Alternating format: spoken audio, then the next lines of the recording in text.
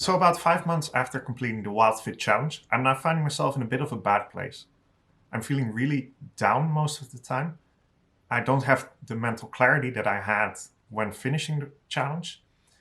The sleep I have is really bad most days. And to top it all off, I've gained 6 kilograms. Whoops! So what's going on here?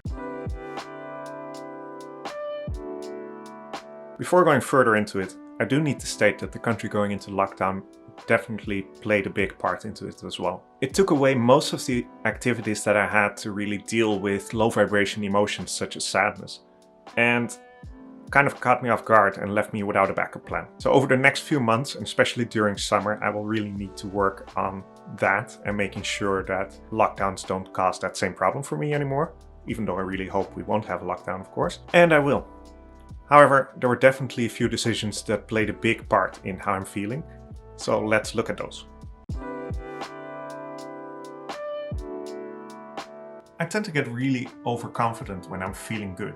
When the program ended, I thought, I don't need any help anymore. I can do this all by myself from now on. I'm now perfect. Yeah, well, there's this saying by Jim Rohn that I think about a lot. That is, you're the average of the 5 people you spend the most time with.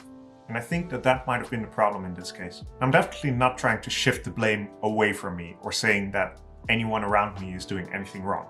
Fact of the matter is, when everybody around you is eating in a manner that you really enjoy, it is very hard not to join in.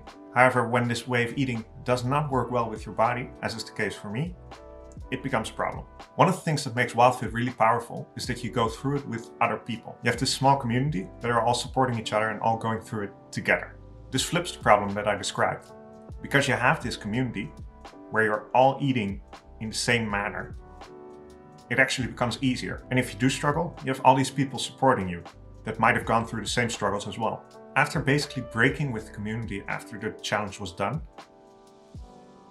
I was all alone, which makes it a lot harder to stay on the road that I chose. Another point of overconfidence was my decision to reintroduce certain foods after the challenge was over. Going through the challenge, there are several foods that you cut out in order to find out how your body feels when you're not having them. After the challenge, you're not necessarily expected to follow those same rules.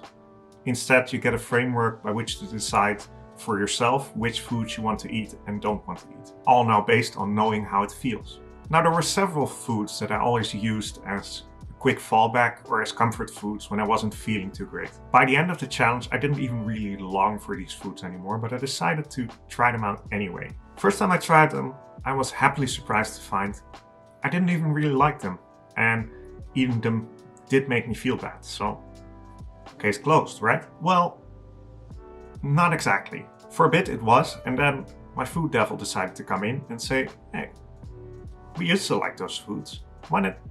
Why not just give it a go? Just one more time.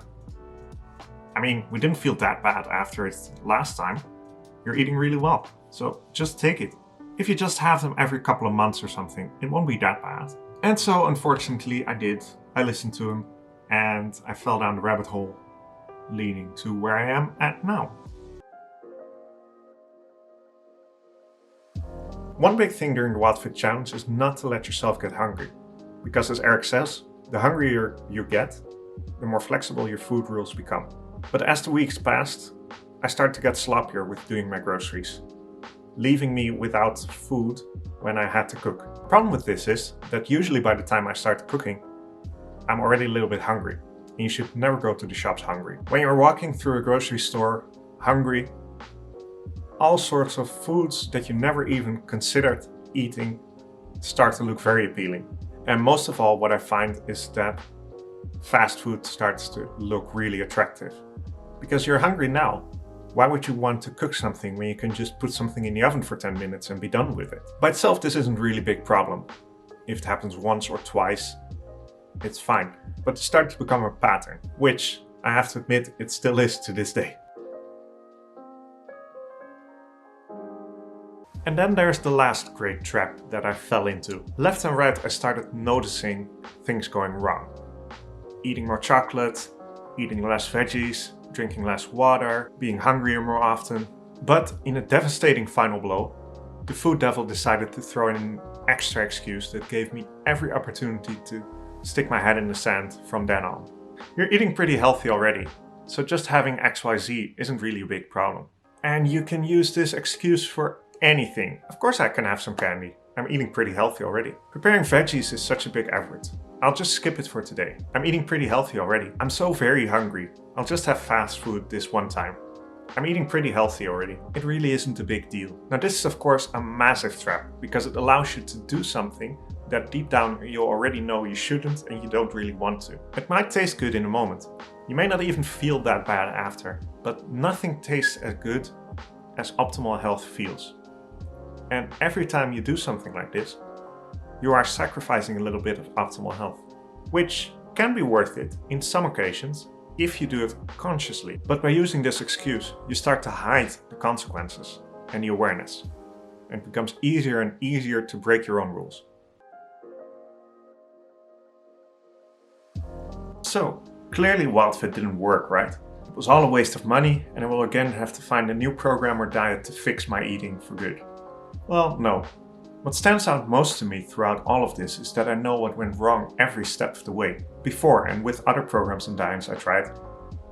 I ended up eating bad, feeling bad, not entirely knowing why and how to fix it. Now I can clearly see where I'm making the mistakes. And on top of that, all of the decisions that I made were actually going against the principles of WILDFIT. So of course that then doesn't have the result that you expect. And there are still massive results that I've achieved through WILDFIT. There are foods that I still haven't touched and don't intend to ever eat again. And I have a much clearer understanding of my relationship with food. I'm still convinced that WILDFIT works. However, it was kind of dumb of me to think that after 3 months of paying attention, I could just let it all slide and it would be perfect after 30 years of building up bad habits. How to now get back on track? Well, for one, I'm going to go through the WILDFIT challenge again, together with other people of course, to again have that community and support network. And this time, after finishing, I won't have to wonder if I should reintroduce some foods, and I don't have to try it out because I already know it's a bad idea. At least for those cascade foods, I just should cut them out for good, which is going to be difficult, but necessary. Other than that, I'm not going to do anything different for now. I have this tendency to want to do everything all at once and then fail at everything because I'm doing way too much at one time. The challenge is enough. I know the result I'm going to get after, and especially with not reintroducing the cascade foods and with keeping community after this, I will be in a better place than I was before. And once the challenge is finished, I will be able to think even clearer and decide on next steps to take. I did it before.